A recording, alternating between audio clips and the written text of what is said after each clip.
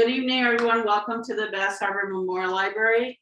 And this program is sponsored by the library and Tremont Historical Society.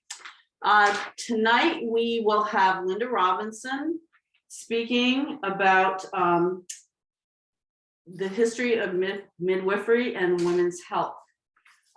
This presentation will describe the history of women's healthcare and how ethnicity, economic status, geography, and resources have impacted women's lives and influenced the culture of women's health. Now, Linda, I got to know Linda because she's also an amazing quilter, and she did a talk for the Historical Society a couple of years ago on the history of quilt making, which was fabulous. So, if you don't know Linda, she's a nurse midwife who was one of the founders of the Women's Health Center in Bar Harbor. And she worked internationally and pardon me if I don't pronounce these right, Malawi, Africa, as a Peace Corps volunteer, American Samoa, where she started the first midwifery practice, the Democratic Republic of Congo with Doctors Without Borders. She is the author of Sunday Morning Shimwana, did I say that right? Yeah. A Midwife's Letters from the Field. And she's also co-authored two other books, Being Pregnant, a Woman's Answered book, and Women's Sexual Health. She's worked in women's healthcare for 36 years, caring for women in all walks of life. Most recently, she worked in Malawi as a visiting faculty teaching midwifery at the Kamuzu College of Nursing. Okay, so take it away, Linda. Thank you. Thank you. Thanks for having me.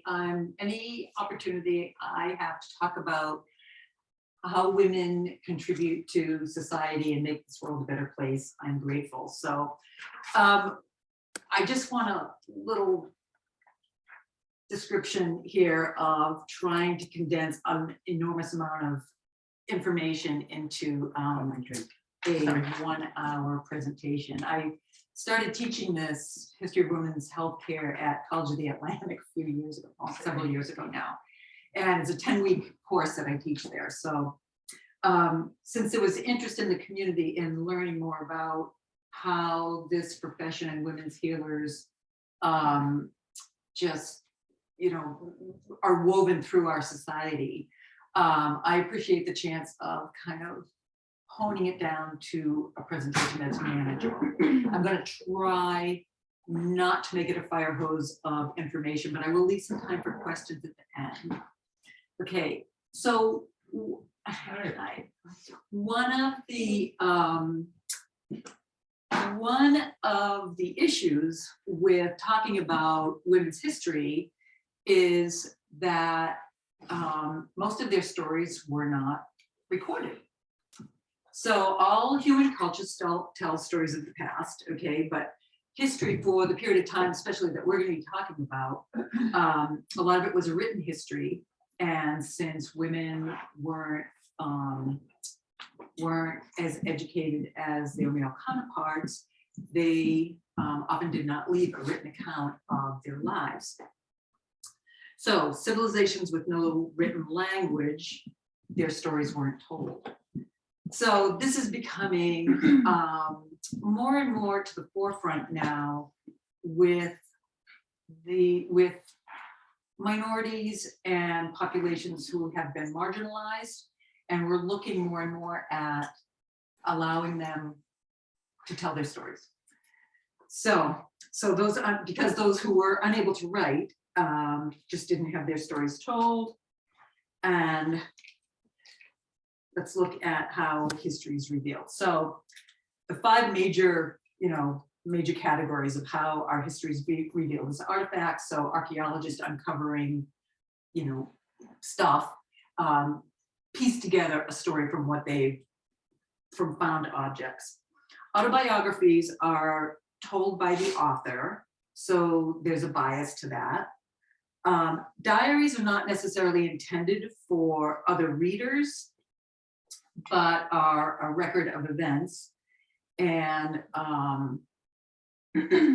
may or may, they just have a different slant to them than autobiographies because they were not written, intended to be read by others.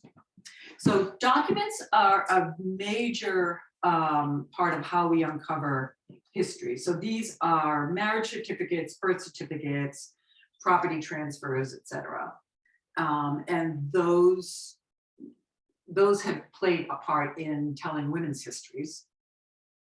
But those stories need to be pieced together from those documents. And then storytelling, and those are an oral and written tradition, which are handed down generation to generation. Okay, so traditionally, women were healers. In biblical times, I mean, this was an accepted part of civilization, that women were midwives and healers. They cared for the sick. When this started changing was when the church became more powerful and there was a misogynistic slant to the church writings. So there was a belief then that that unexplained events with human body were the work of the devil. And that the devil could give others the power to create harm. And so there was a campaign against, women, and they were described as witches if they were healing or if they were unable to heal.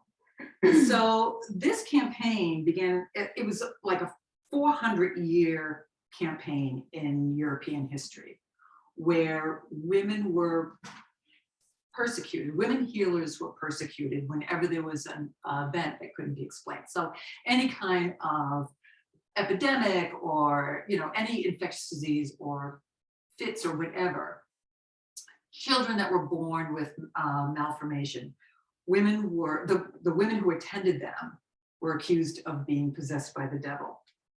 So the power was evil, even if it was used to heal. So if women healers were curative, they were accused of possessing powers by the devil as well. So this part of history, I mean, thousands and thousands of women were put to death. And they were the women that cared for poor. They were poor, illiterate. They did not get to tell their story. They were judged by juries of men. And that history is not recorded at all. We know the witches through their male persecutors. So their accusations were sexuality. They were accused of, possessing sexual traits. If they were healers, if they practiced obstetrics and there was any unforeseen circumstances. And they were accused of being organized, of talking to each other, which was one of the ways that traditional healing was passed down. So if one of the crimes was if they heal without having an education, then they are witches and they must die. So, but they weren't allowed to be educated. Women weren't allowed to be educated. So they were then thought to not be able to heal. So if they were helping people, they were accused of witchcraft. So the doctors at the time, they used incantation, religious rituals, bleeding with leeches, emetics, so anything that was administered that would induce vomiting to, rid the body of anything evil. All of those things were either A, not helpful, or B, harmful. And women healers traditionally were using less invasive techniques of hand-holding, herbalism, and diet and healthful living practices. So let's see. I taught, the witch hunt was a European phenomenon. The whole Salem witch trials, compared to what was happening in Europe, was really, really, really small. And it wasn't such a persecution of women healers as it was 1 year. It was 1682 to 1683. And it started with, a medical event where there were two young girls who were having fits. They were having seizures and talking nonsense. And the women who were attended to them were accused of causing this. It was at a time when there was the William and Mary War was started in Canada, and there were refugees and displaced persons that left Nova Scotia, Quebec, upstate New York, that came to the Salem territory to escape the war. And so the whole, balance in that community at the time was tenuous, as happens when there are displaced people from conflict. So there was already tension in the community because resources were stretched. There was a minister who, at the time in Salem, who was disliked, who was greedy and tyrannical, and there was conflict in the community. And at that time in Salem, conflict was supposed to be the work of the devil. So the women who attended to these three, and it was a small population, it was 3 girls who had this condition that nobody could understand, were accused of witchcraft and hung. And so then this took on this persecution for the next few months. And there were children that were asked to testify against women. And after a few months was the governor, actually, at the time of Massachusetts, stopped it, or tried to stop it, tried to restrict any kind of evidence that wasn't factual being presented at these trials. And also, his wife was accused of being a witch. So it was the governor that put an end to these trials. And I've read about this. I don't want to go too much into it because it was such a small part of history. But women were valuable in colonial America. There was already a lot of disease, and so I think that there might have been a motivator there to put an end to it because not a lot of women could be spared. But again, the women did not get to tell their story. It was a story told by men, and those the people who suffered were the poor, lower class community members who relied on those women healers for their health care. So it was much later before any record keeping was done by women. So let's see, the witch hunts did not eliminate women healers, but what it did for a time almost up until now, it created a sort of cloud over their trade and skill.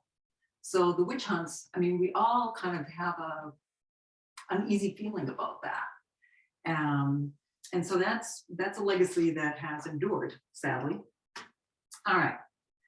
So I want to talk about colonial America because there is a midwife who lived in Hallowell, Maine, named Martha Ballard, who kept a diary. Okay, so as I said, we have very, very little information about women's lives aside from what was recorded by men during this time. The record keepers were farmers, craftsmen, shopkeepers, ship's captains kept detailed logs, but very, very few women did.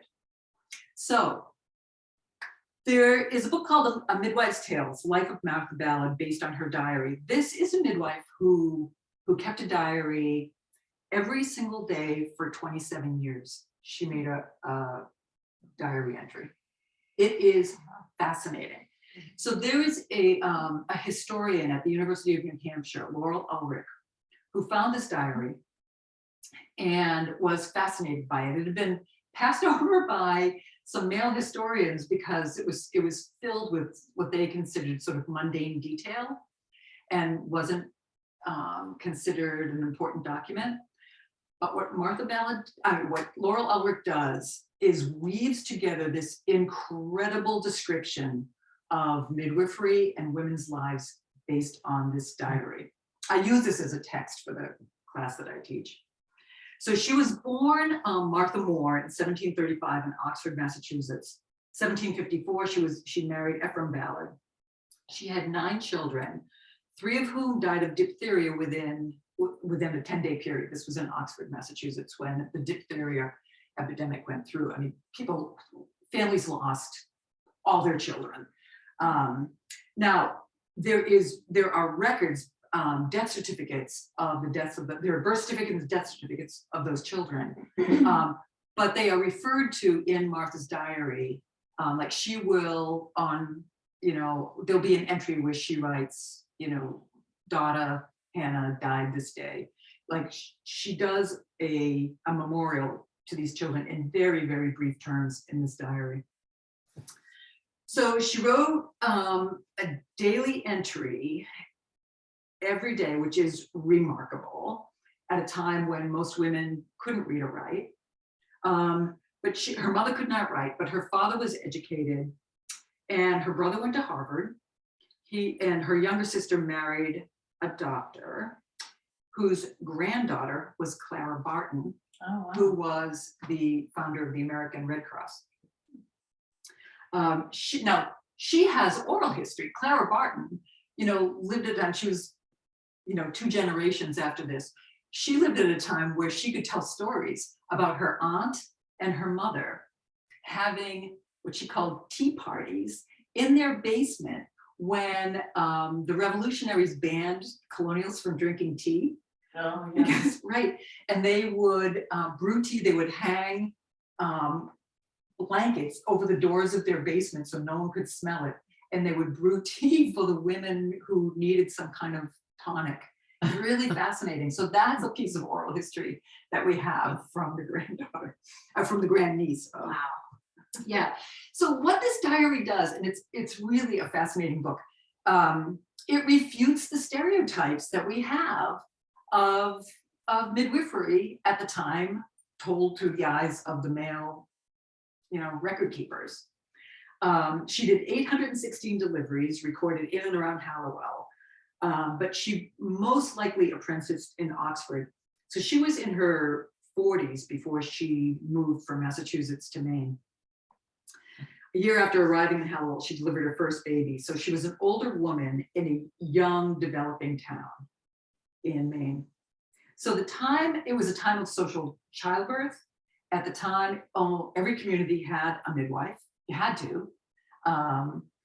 And when a woman would go into labor, the neighbors were called and, her relatives were called, to be present. And Martha documents who was there at these deliveries. And that's one of the ways we have a first-hand account that this isn't just speculation.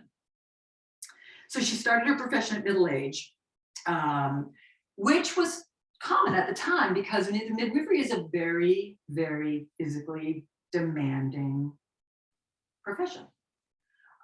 Labor is unpredictable. We can't predict how long a labor is going to take or how long you'll be away from home. So it's hard anytime, but in this era, it would have been impossible for a younger woman with young children to leave home to attend to another woman. So most midwives were older and didn't start their career until middle age, which must have been exhausting. Think about it. The motivation for keeping her diary is unknown. She doesn't write about that at all. It could have been birth record. It could have been, trying to preserve a sense of history. It could have been a craving for stability. That is not known. She doesn't write any of that. Her entries, she records the weather. She meticulously records the birth, the sex, and then she puts 2 X's in her entry when the fee was paid. So, and then she will write what the fee. It wasn't necessarily cash. It could have been flour. I mean, there was a lot of bartering that was going on. I mean, now medical records are obviously mandated, but hers is a personal story. Her birth records are the first full account of delivery practices and obstetrical mortality in early America. She's the first one to keep any kind of vital statistics. There were no birth certificates at the time that went to any kind of centralized location at the time that she wrote this. So reimbursement for her services were, variable. The length of labor didn't affect her fee. She writes a lot. It's interesting.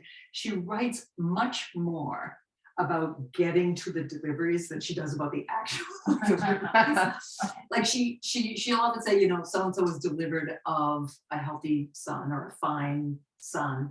But there's much more description of her having to cross the river, which was dangerous. And going out at night and her skirts getting wet, or her cloak being hung too close to the fire and burning. And because she could be at someone's house for days.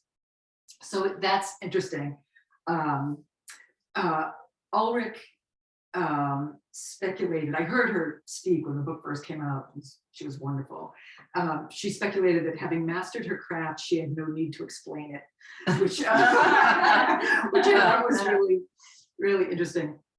I like that. So, and she also said that without this diary, Martha's life would be nothing more than a succession of dates. So her birth, her marriage, and when she died. And her actual obituary read, died in Augusta, Mrs. Martha Ballard, consort of Mr. Ephraim Ballard, age 77 years.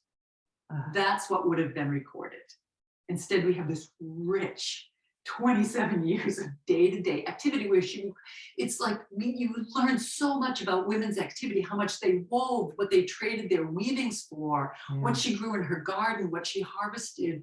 It's really an amazing book. I encourage people to read it. So, mid-1700s to 1800s, this is when Martha was practicing. She does describe in her book when doctors start to be introduced into these, into the communities. The doctor, instead of being part of the community and the women that they served, doctors were a bit, they were elevated from the community a bit. To this day, there is, I was going to talk about this again, but I just want to toss it out now because I forget. Since we can do actual studies and do research, it is clearly documented that there are fewer maternity complications, maternity complications, obstetrical complications, if women are cared for by a member of their community. And I will talk about this at the end, but it is why there is now such an emphasis from my professional organization to encourage midwives from all cultures and groups and geographic locations to consider this profession, because it's difficult to find people to want to live in a rural area, and women do better when they are cared for by someone who is part of their own community. So some American men went to Europe to be trained at medical schools there. There was a formation of the first hospitals. There were huge obstacles to women getting medical education. There was a cost, and there was the culture that women were, you know, tied to the home. So establishing a medical profession requiring university education made it easier to bar women from attaining that at the time. And the women that did pursue secondary education, you know, left it once they were married. So the idea about if women did get an education at that time, they got an education in order to educate their children. So not to elevate their own status. I mean, and it was a time when, you know, usefulness and survival was paramount. I mean, living was hard. So,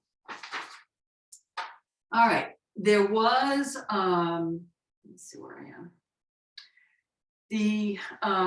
But at this time, at the time when Martha, you know, was winding down her practice, there were several doctors who were practicing in the community, and she does write about some frustration with women being drawn to being cared for by doctors because they offered pain relief.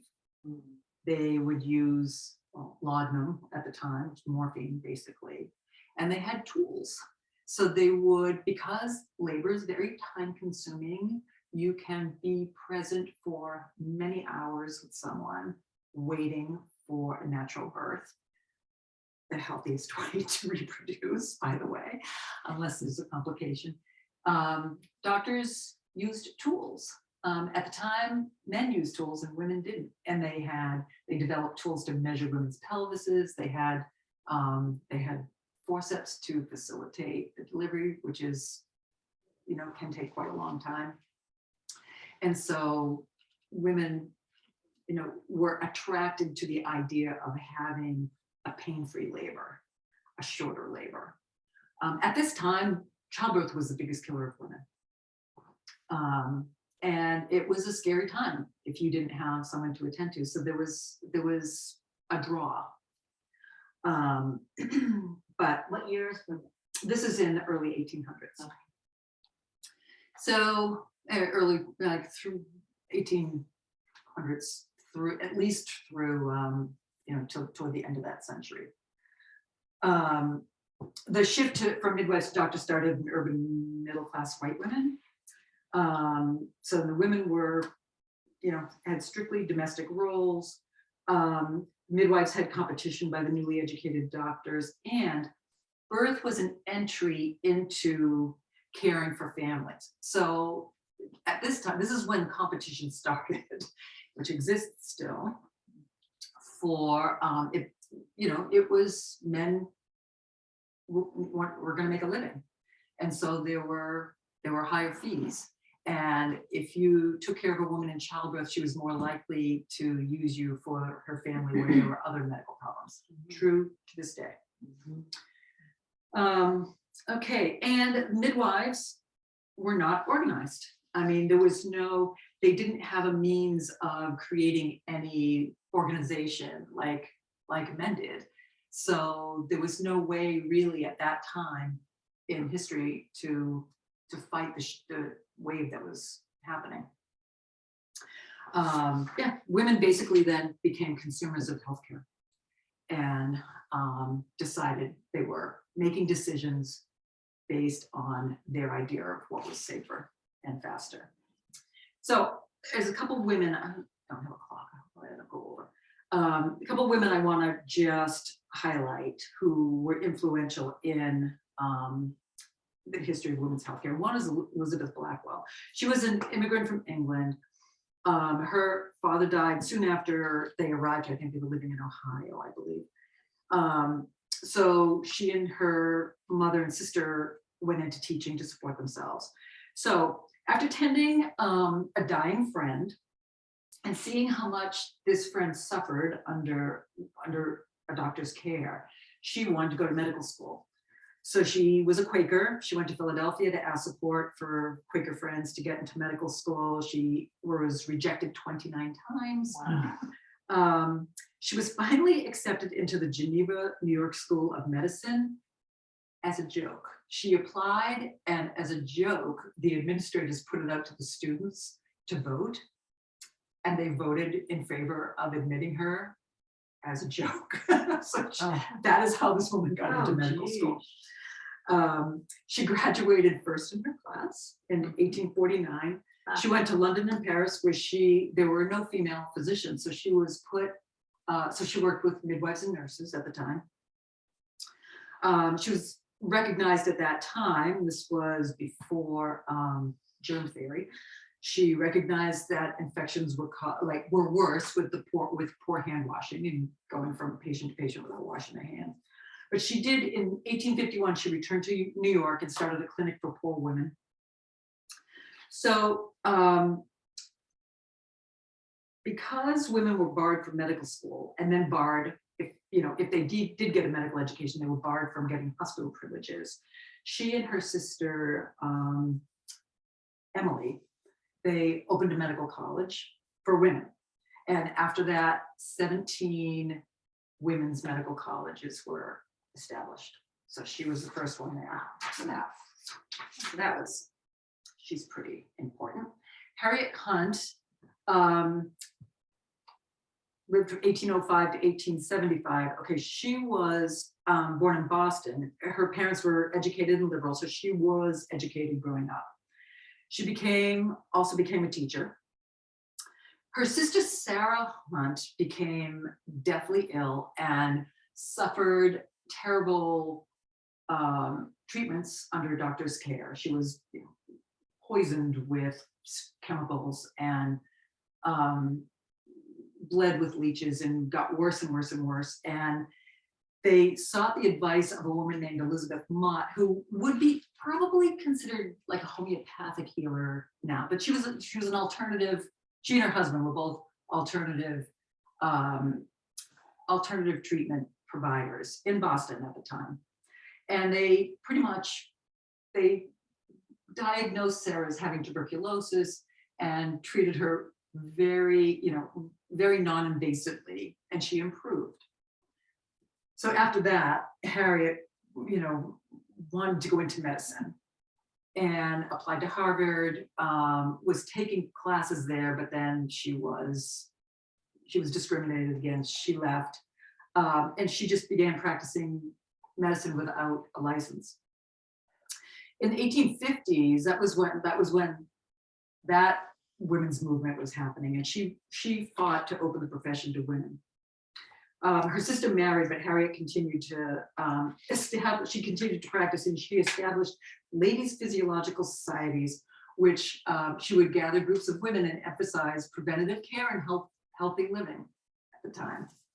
She was finally granted an honorary degree from the Female Medical College of Philadelphia in 1853. And she did leave an autobiography called Glances and Glimpses, or 50 Years Social, including 20 years of professional life. So we know about her because she was able to read and write and left a document. Okay. Rebecca Lee Crumpler, she was born in Delaware, but grew up with an aunt in Pennsylvania, where she watched her aunt care for her sick neighbors. She moved to the Boston area, where she worked as a nurse, though there was no formal school where one could be licensed as a nurse. The first nursing school didn't open until 1873. So she performed her medical duties without any formal education, just learning by apprenticeship. Over the next 8 years, she assisted several doctors who were incredibly impressed with her skills. In 1860, she became the only African-American woman accepted to the New England Female Medical College in Boston. She got a scholarship from an abolitionist in Ohio, Benjamin Wade, to attend. And she did leave a book. In 1883, she published a book of medical discourses, first medical text written by an African-American author.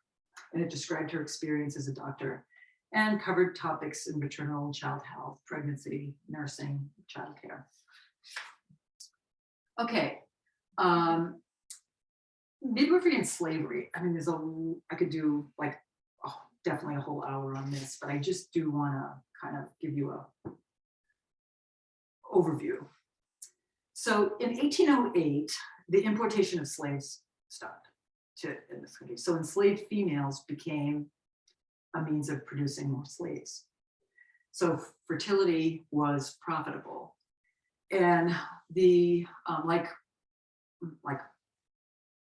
all cultures, they had traditional midwifery practices. And there were older women among the slaves who did care for the women who were pregnant. Young slaves were more valuable doing physical work. So again, in this population, it was older women who were the midwives. They were able, even within the dire conditions that they lived, the midwives who were enslaved were able to advocate for better diet and decreased workload for pregnant women, again, because it was more profitable for the slave owners to ensure that they were going to reproduce in a healthy way. So, but these midwives were able to, because they moved around from family to family, and sometimes from plantation to plantation, they were able to facilitate some communication between the families who were separated. So they were highly valued by the plantation owners because they were skilled, and also by the slaves. So this was a time actually when there was an association with race and disease. That didn't come till much later. So it wasn't, there wasn't a thought that Black people were more susceptible to disease. That was something that was instituted after Reconstruction as a means to further discriminate against African Americans. They were seen as sensible, able, and prudent within the context of physician supervision. So there were times when physicians were called in if there were complications, again, because they were valuable as a commodity. And then during Reconstruction, there was an absolute absence of healthcare for African Americans. So midwives became even more important within that community. They were the only providers of healthcare for freed Blacks. All right, then we get into the early 1900s. So there was, more scientific evidence, there was more effective treatment, and public acceptance of medicine increased. At this time, physicians were attending 1/2 of the nation's births, and they were almost all middle and upper class women. So midwives cared for poor populations, anyone that couldn't afford a doctor. Again, immigrant populations had their own midwives that came with their own cultural, practices. This was a time when maternity clothes instituted an incredible social change, because until there were clothes that were designed for pregnant women to wear in public, pregnant women stayed home. So, I mean, they were not seen in public. So this was another time where, pregnancy became more of an acceptable something to view, a condition to view publicly. But what happened around this time, in 1910, actually, had anyone heard of the Flexner Report? Okay. Changed medical and healthcare, and definitely midwifery care, for a very long time. So Abraham Flexner, he was an education specialist, and he was commissioned by the Carnegie Foundation to visit, this is in 1910, to visit the 155 medical schools that existed in the United States to assess the education standards. And his report was published, and his criteria for improvement somehow became gospel. So there had to be a centralized scientific method. They needed to increase the number of academic institutions, because many of the schools were, very clinically based, and they had to reduce the number of for-profit proprietary schools. So Johns Hopkins Medical School, where the medical curriculum consisted of 2 years of basic science and 2 years of clinical science, it was held up as the reference standard. All but 66 medical schools closed. Wow. They couldn't meet the standards that this one report designated as what needed to happen. And the schools that closed were all the women's colleges, all the colleges that admitted Blacks. So medicine, again, at this time became the profession of the very elite. Yep. It also began the campaign against midwives because there was no way that they could comply with these standards.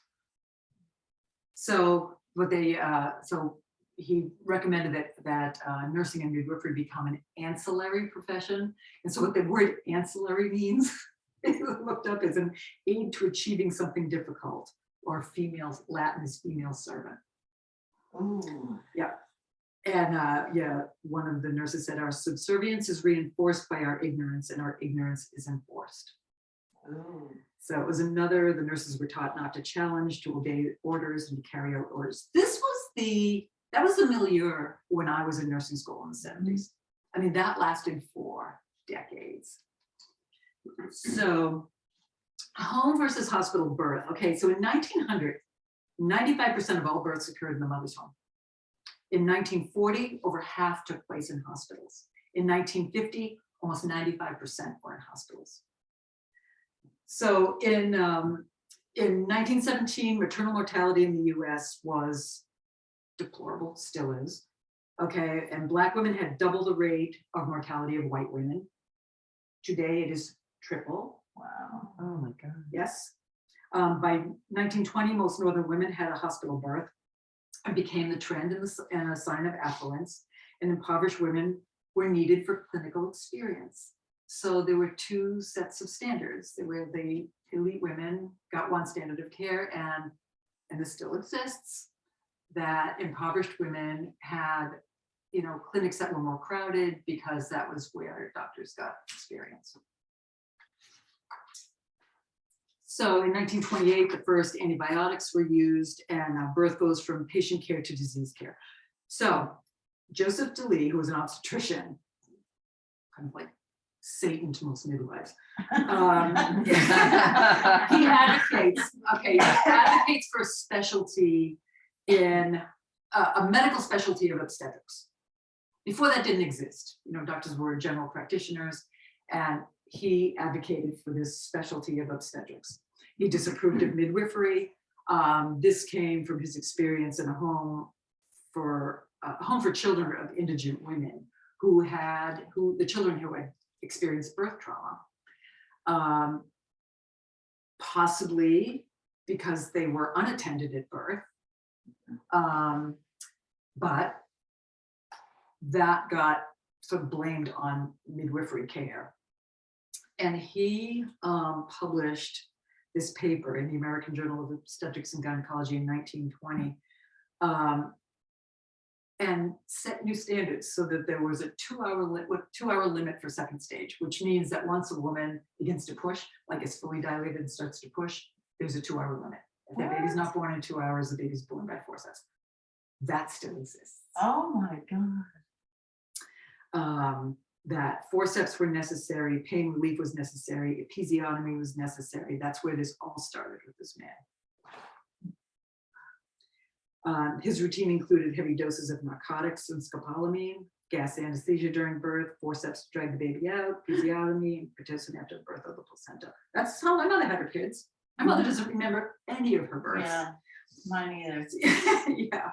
So this could only be conducted in the hospital. So, you know, when the national standard of care, you know, reaches this level, then home birth somehow starts at this stage to get criminalized.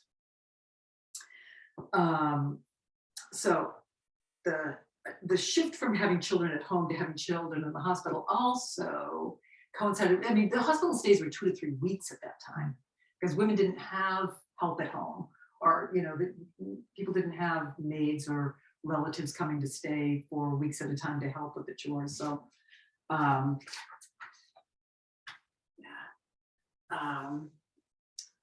so let's see.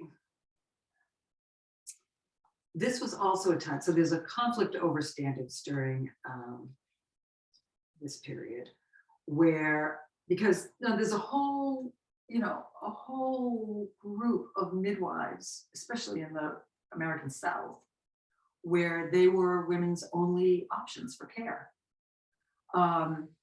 But this is when, I mean, nurse midwifery existed then. There was a school started, because midwifery was very mainstream in Europe.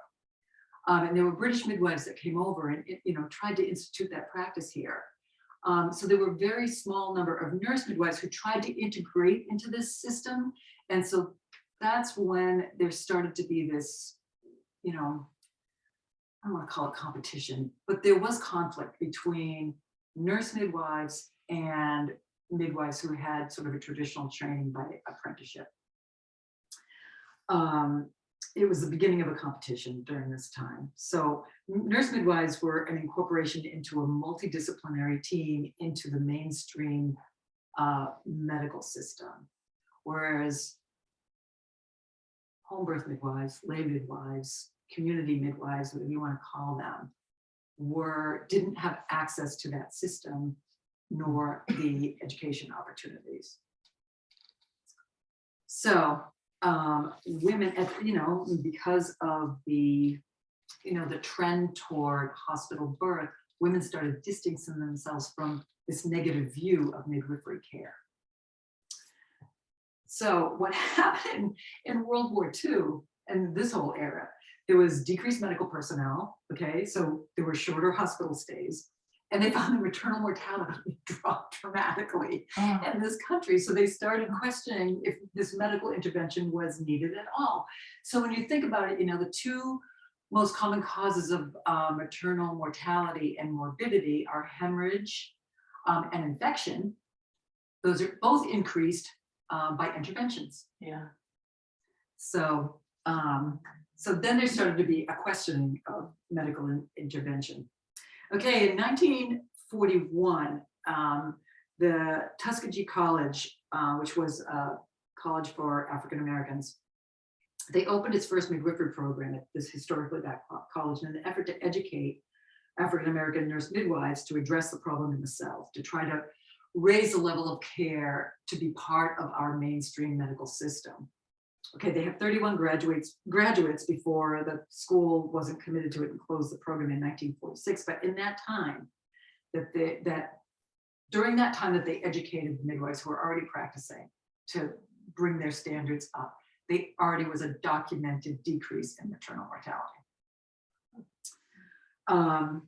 So most of the midwives who graduated from that program went into administrative programs. So the obstacles that Black nurses had to overcome, I mean, in their rural communities where, after Reconstruction, I mean, people were spread out. They didn't have cars, they couldn't drive. I mean, the delivery of care to an already incredibly compromised population was just exacerbated during this time. Also, during this time, it was in the 1940s, go too far into this, but Mary Breckinridge was a midwife that started the Frontier Nursing Services and started a midwifery school there. She also established the American Association of Nurse Midwives, which excluded African-American midwives. So when in midwifery school, when we learned about, so I went to midwifery school in 1985, and Mary Breckinridge was held up as this, the matriarch of midwifery. She started this rural school in Kentucky, and in Hyden, Kentucky, and I was just fascinated by it. The midwives went out on horseback to take care of these poor Appalachian women.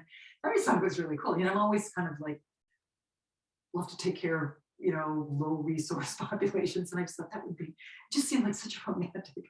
Well, okay, since we have been doing a lot of really hard soul searching about how racist my professional organization is, we've learned, there were documents, historical documents about the program that she created. And that was what we learned in midwifery school. Since then, what has come to light are personal letters she wrote about why she started the program where she did. I mean, she was a wealthy Philadelphia socialite. It was because in Appalachia, those who settled in Appalachia were pure Anglo-Saxon blood. Wow. Yeah. And at the time, she was worried that that in the South, African Americans, because they had skilled midwifery care, that they would take over. Overpopulate, like. Yeah, and so outpopulate. she was determined to improve the healthcare for this population because of their Oh my God. lineage. I know. Believe me, and I'll talk about this if we have time at the end. We've been doing a lot of reckoning with what our history is in this in the organization. Yeah.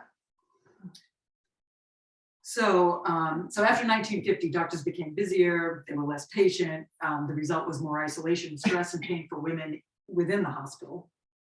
So this is another fascinating story, which I encourage you can look up. The 1951 Life magazine photo essay highlighted this African-American midwife, Maud Callan. She was a nurse midwife in South Carolina, a graduate of Tuskegee. She was one of the graduates from the Tuskegee program. And it was incredibly, just incredibly well received. The photos are amazing. And so this photographer followed her, in her work and did this photo essay. After it came out, people began donating money to her. And she was able to build a clinic from the money that was donated from the awareness that was raised from this article. It was pretty incredible. It highlighted the profession that was not well known at the time, and it highlighted a Black woman in a professional role in a mainstream publication. So that was really groundbreaking. And then in 1955, Hetty Hemschmeyer who was an incredible midwife.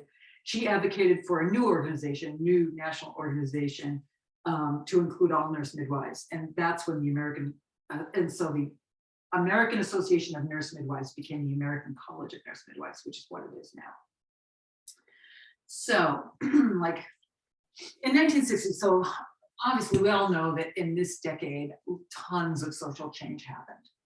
Okay, so the women's health movement, triggered women questioning what was happening to them. Their ignorance about their bodies, and they rebelled against the surgeries without their consent, about having to have their husband's consent for birth control. Women were having hysterectomies without knowing why. Mastectomies, they would go in for a finding and without any consent come out of surgery without breasts. So there was they would mastectomies without consent. So that was happening in the 1960s. And this is when you couldn't get a credit card. Women couldn't get a credit card. So That wasn't that long ago. I know it. I remember I this. remember my mom carrying my dad's credit card. Yeah. So I remember asking my mother why she had a hysterectomy, and she said, I don't know. Wow. So Lamaze was beginning to be popular at this time. I mean, there was just huge social change then, and there was a reckoning that women were starting to say, I'm not tolerating this anymore. So in the South, midwives still had to travel 200 or more miles to get a client to a hospital if there was a complication for homeless. I mean, so there was still, the women's movement and, the social upheaval was, mostly coastal. I mean, you can map it out without even thinking about it. I mean, it's just in all the blue areas right now. But still in the American South, not much changed. Each state in the 60s legislated midwifery differently. That's still true. there were many laws at the time that made practice so cumbersome that midwives gave up practicing altogether.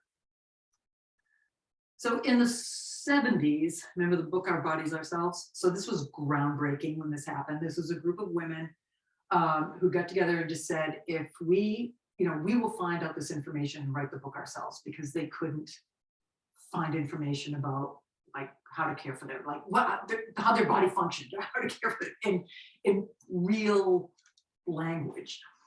At this time, the social changes, though, I mean, women made up half of the labor force. Women challenged customs that discriminated against working mothers, which was a huge social shift.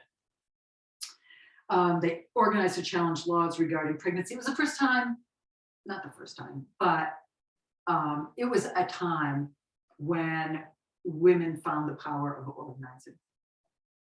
The first birth center opened in New York in 1975. And in 1972, the International Confederation of Midwives. So there's a national organization, and then there's a worldwide organization. It's called the International Confederation of Midwives. And that was hosted in Washington, DC.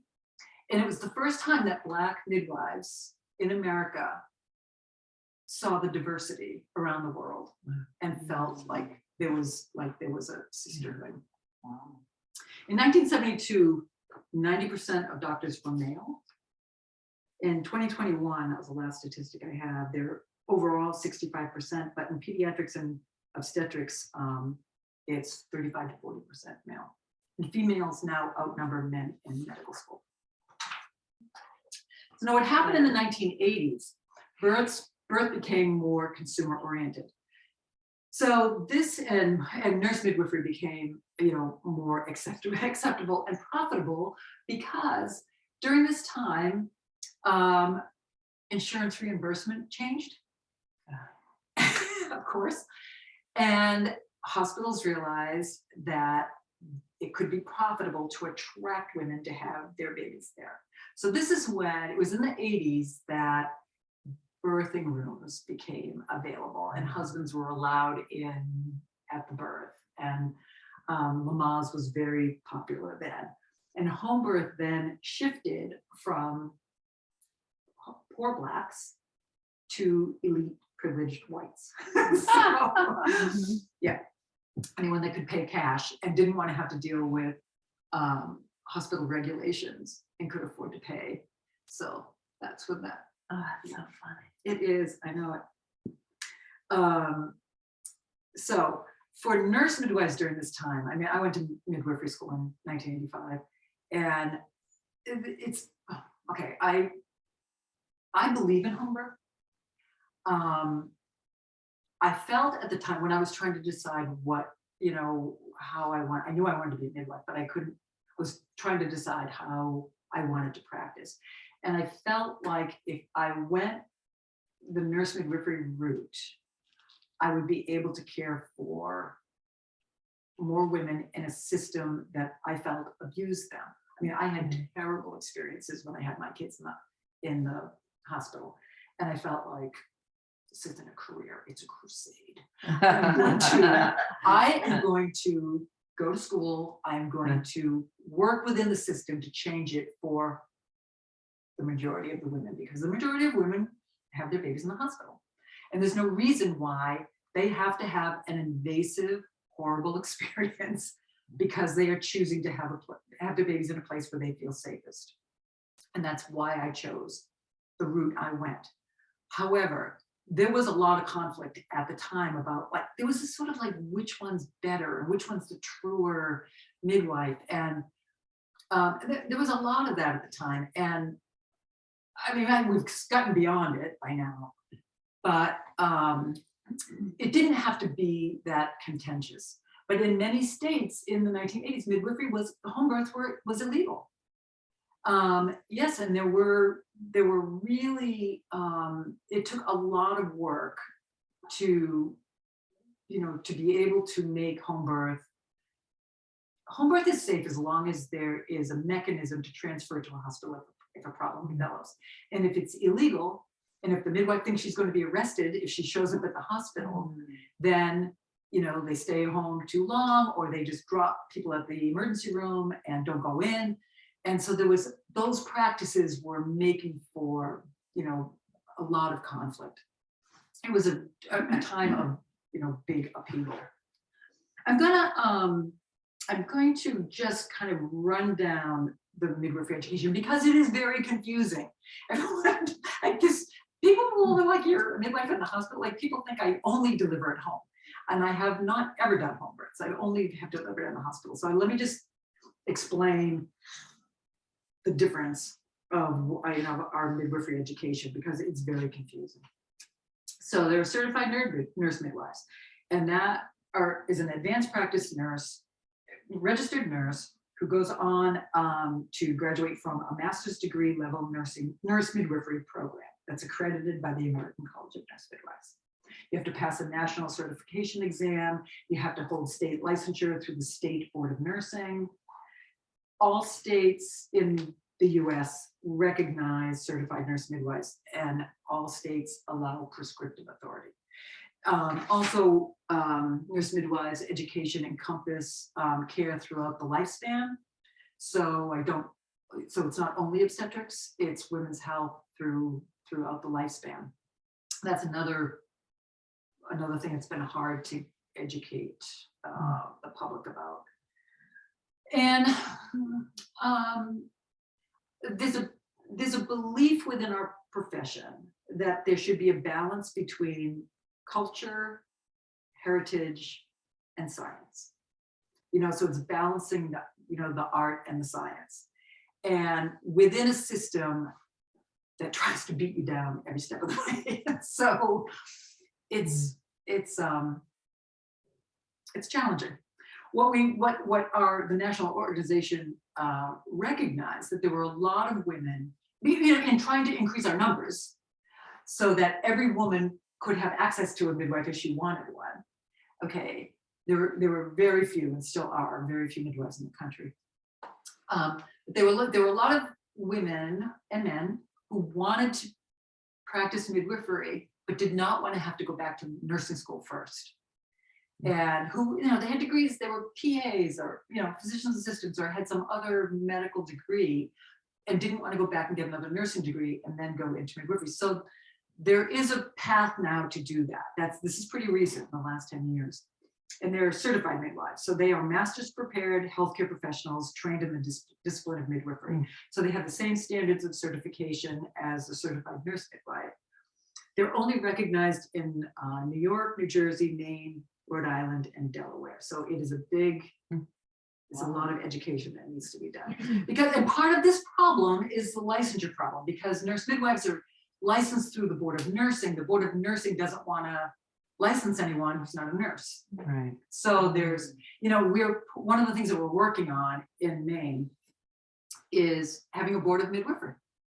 Like if every state had a board of midwifery, it wouldn't be an issue. Right. So, certified professional midwives are credentialed through the North American Registry of Midwives. Their requirements are high school diploma, and they have to graduate from a midwifery program accredited by Midwifery Education Accreditation Council. So the certified professional midwives provide care in the client's home and in private birth centers. 31 states currently have legal recognition. And then there are doulas are not maternity care providers. They provide informational support along with physical and emotional support during childbirth. There are very few legal requirements for doulas. There are formal training programs through the Doulas of North America International. All right, so much information, sorry. So I want to talk about kind of what's going on presently. Okay, we have a crisis in this country in the rural parts of this country with access to care for women seeking maternity care. There are, as there have been historically, huge inequities based on geography. So women in, cities, they have plenty of access to care. The further that you go into rural America, more and more of the maternity departments in small rural hospitals are closing because it's not profitable. This makes me insane. Okay, we are lucky here on MDI because of our summer population, there's enough support, financial support, to keep that hospital open. But most of the small rural hospitals in the northern 2/3 of this state, there is no maternity service in the hospital, even if the hospital is still open. So I am now describing this as gender discrimination because that's what it is. To eliminate a service that is necessary, essential for half of the population is discrimination. And when the hospital in Lincoln eliminated their maternity ward, this is when I was still working here. This was like 8 years ago. I was like, how can you do this?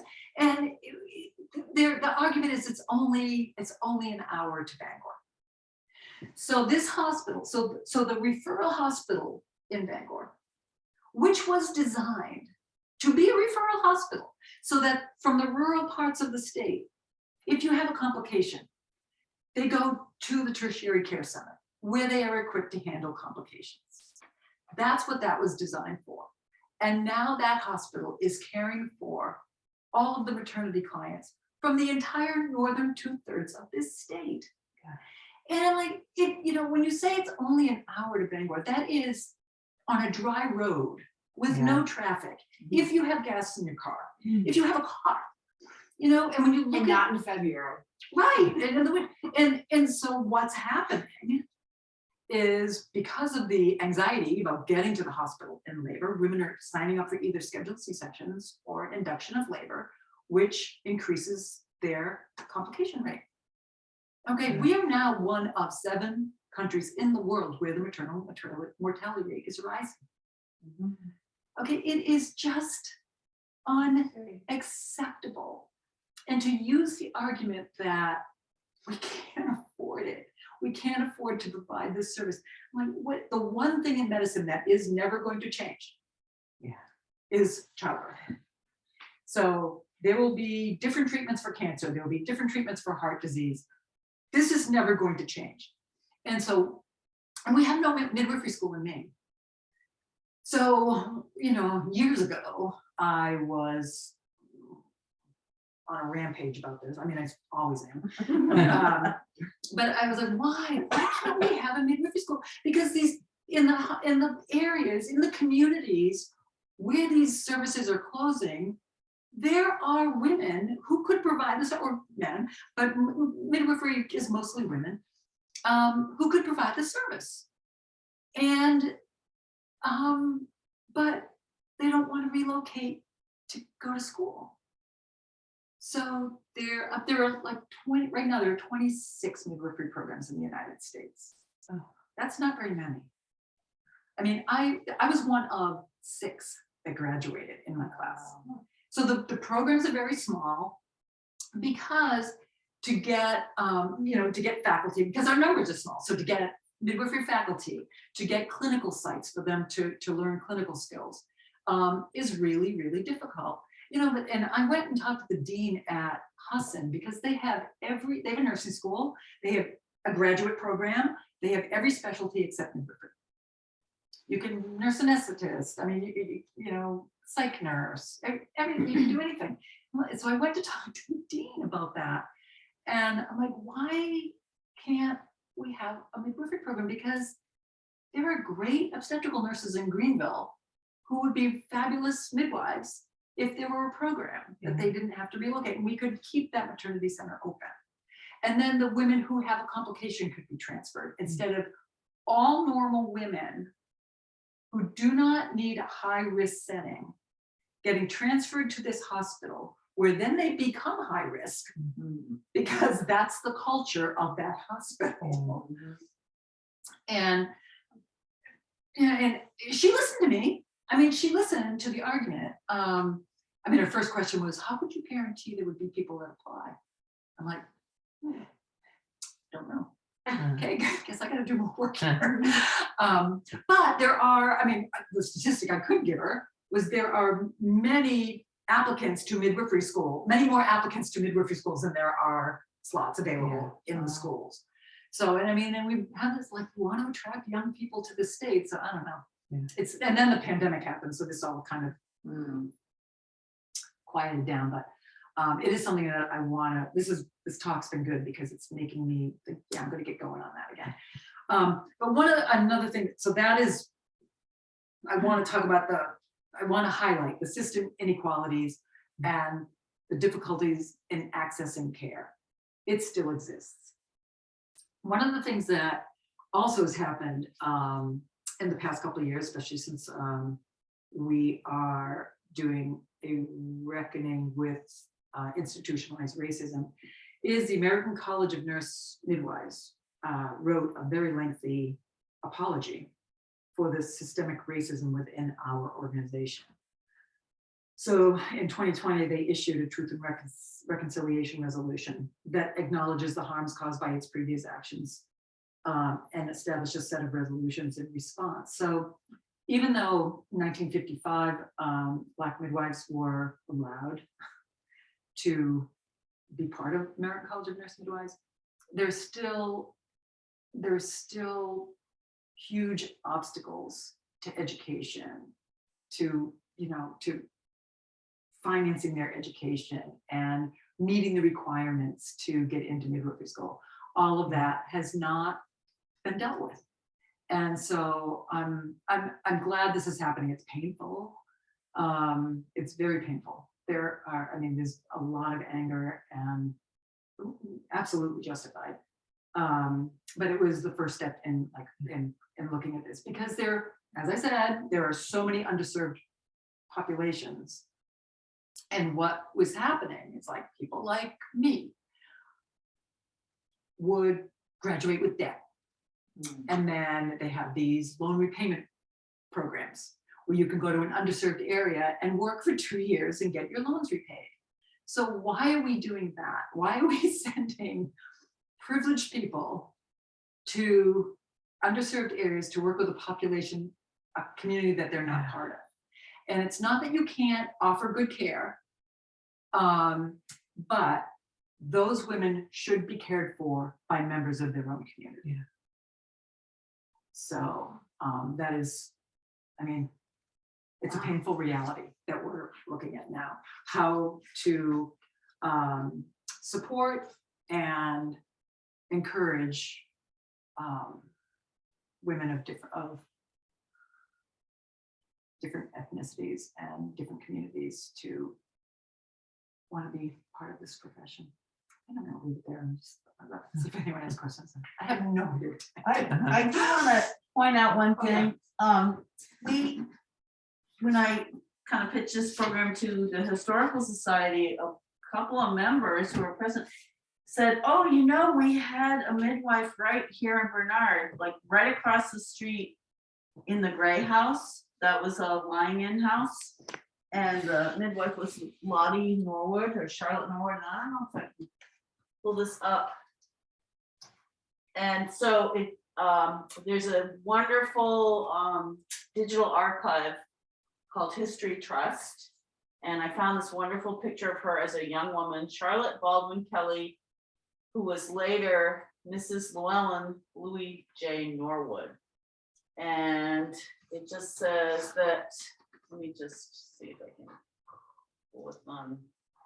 It says Lottie Norwood ran a store and midwife's house in Bernard near the intersection of Locust Point Road, and the store is now gone. And Muriel remembers getting penny candy at that store. So I just wanted to throw that in because it's so local, and we don't have any written information except for like the folks that remember. I remember being told that. And that's one of the things that I think is tragic. Like, we don't know her story. And so when I started teaching in the midwifery program when I was in Malawi, because of doing the work on this this program about the history of midwifery and women's healthcare, and having to really scrounge to find any information on the women who made such a difference in other women's lives, I encourage the students, like we start every class with them doing a writing exercise about something in their life. And I do it with the COA students. I want everyone, not just women, everyone, but especially women, since traditionally our stories have not been told, to write your story, tell your story. And then, you know, in the exercise, I time it. So it's we have a short, whatever it is, 5 minutes, 6 minutes, I vary it. And then we read, depending on how big the class is, like we might pick 10 people to read or 5 people to read, because I feel very strongly that you need to practice telling your story, practice writing your story, practice telling your story. And we have to practice listening to other women's stories. So I was wondering, you had said at one point that midwifery was actually outlawed for a period. Was that in certain states or was that home birth midwifery? home birth? Yeah. Oh yeah. Oh yeah. In most states, in all states for a while. Yeah. Yep. Can you imagine? Which, I mean, think about it. Think about the women that had no other options. Yeah. Right. It's been looked down upon for the last 20 years. Sort of. Historically, it was, I mean, Like, I mean, oh, after yeah, you're bringing it home. And, 1910, and part of it is the whole, fear of the other, because midwives are very mainstream in Europe and other countries. And those immigrants, those groups of immigrants that came to the United States had their own midwives as part of their community, and they were misunderstood, and had few resources and were discriminated against. And so, yeah, there's been this sort of aura of, less like you never made it if you had to have a midwife. It was like that was second or third. Like care. Like having what we used to call a winter beater old car as opposed to a new car. Yeah. But when there is so much documentation, there is so much data that shows midwives have better outcomes. So much data. I mean, every time they say, well, we could do a study, I'm like, how many more studies do you need to do? And the argument is that doctors take care of more complicated, women with more complications. But when you factor all of that, even with all those factors analyzed, midwives still have better outcomes. Yeah. Like you were saying, that doctors' care tends to be invasive, so they create that critical care situation. Yeah, because you need to do something to get a fee. Yeah. So, Wow. Yeah. No, it is. I mean, I am not practicing anymore. When I read Martha's Diary. I read that book about at least once a year, because every time I teach the class, I read it. But I think of how, as I get older, I mean, just physically, it's difficult. Physically, it's difficult to be bending over 4 hours at a time, or to be rubbing someone's back for hours. It's just physically difficult. And when I started doing it when I was young, and have a lot of stamina, and so I could recover from sleepless nights. But as I've gotten older, that's much more difficult. And I think about, wow, starting this profession in their 50s. Wow, that'd be hard. Yeah. Thanks, everyone. Oh, awesome. Thank so you. much. In the front room there, we've got some seltzer and some cookies and stuff. Please help yourself, because we always bring too much. So feel free to amble in there. Thank you so much. Really good. Oh, no, it's worth it to me, anyway. I usually bring a little clock. I noticed, yeah, we used to have one, a wall clock, but it's long gone.